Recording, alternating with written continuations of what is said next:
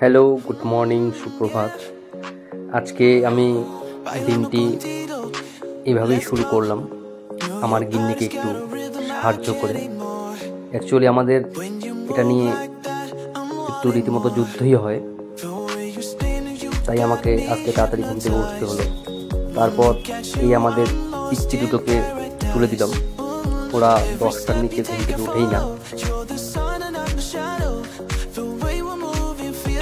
তারপর চলে এলাম আমি আমাদের পুরনো বাড়িতে, মানে আমরা ছোটোবেলায় যেখানে সবাই বাবা কাকারা মিলে ঠাকুমারা মিলে সবাই একসঙ্গে থাকতাম। এখন আমার ছোটো কাকু এই বাড়িতে থাকে। ওখান থেকে ঘুরে এসে আমি যেটুকু টাইম পাই সেই টাইমে আমি আমার দোকানটিকে ঠিকঠাক করে রাখার চেষ্টা করি। বাবা মা সব এদিক সেদিক ছড়িয়ে রাখে, কিছু কিছু জিনিস ভেতরেই রেখে দেয়, সেগুলোকে আমাকে সঠিক জায়গায় বের করে নিতে হয়। এই কাজটা আমাকে রেগুলারলি করতেই হয়।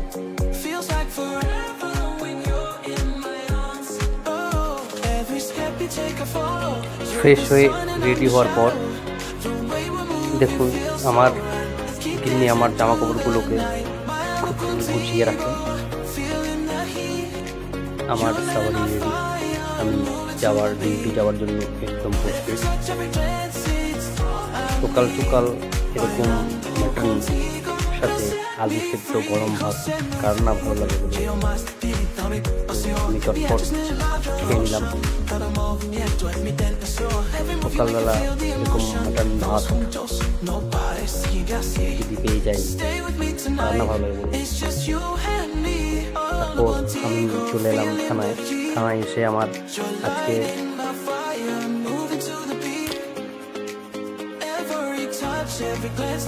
আজকে আমার ডিউটি তিস্তা ব্রিজ।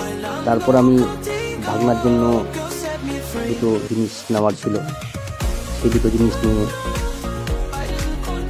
রওনা দিলাম ডিউটি স্পটে।